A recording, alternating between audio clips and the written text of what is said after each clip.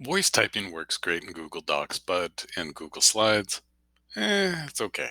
Here's what I mean. The only place you can do voice typing is down here. Presenter notes. So speaker notes as they call it there. So if I go to tools and turn on voice type speaker notes, I can't do anything else but that. So I click and it gives me this microphone, and then I can move this microphone so it's closer here so you can see the microphone there as well as where the notes are going to go. Process would look like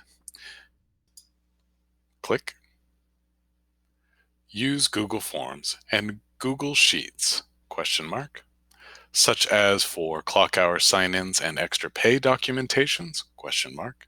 Use notification rules to let you know when the form has been submitted, period.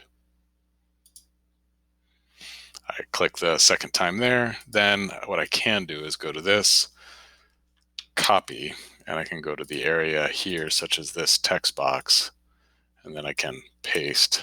Oops, if I click the right button, I can paste the text there.